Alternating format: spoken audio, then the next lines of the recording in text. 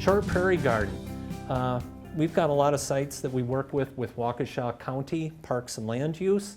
Waukesha County between Milwaukee and Madison, it's like a gravel pit, very poor topsoil, if any, very gravelly, but that's adapted to the shortgrass prairie. Dry, well-drained soils, or sand or gravelly, shorter stature, and a little bit slower to get established. Brilliant colors, pale purple coneflower. This is the shorter cousin of the standard purple coneflower. You can see kind of the drooping leaf petal or the flower petals. The showy goldenrods, most of the goldenrods you'll find in the short and the tall grass prairies. Lead plant, again, pollinator species. Butterflyweed. You put this out in really good soils and people say, well, they kind of flopped over on me. We have a real nice perennial planting bed right in front of our offices. It's gorgeous. We have butterflyweed, we have coneflower, we have prairie dropseed, we have quite a few different plants. And it's growing on 4 feet of gravel. There's no soil in it at all. And the plants do fantastic. They want to be where they came from. Wild lupine, 1 to 3 feet, very colorful. We've got 3 different species of lupines.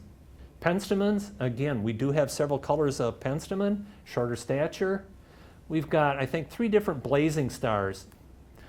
This is the shorter one in the shortgrass prairie mix, but again, you don't get that same flower head like you do on cobalt liatris, but you still get very colorful and late summer color for the flowers. Blackeyed Susan, very common. It's a biennial. It reseeds itself.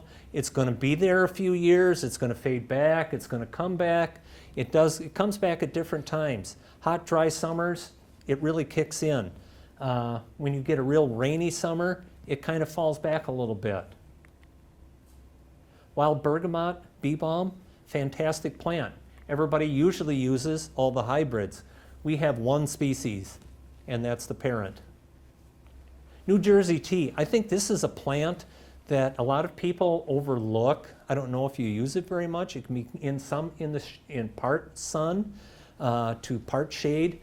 I planted these at our boss's house, and he and his wife love them. Sandy's a big-time gardener. She's always out playing in the dirt. And when I planted these, she says, oh, what's this going to do? And I started telling her about it. Well, how come I've never seen this before? I said, well, we grow it here. Sky blue aster, again, not the intense color of the hybrids, but still fantastic native plant, shorter stature. Now the grasses.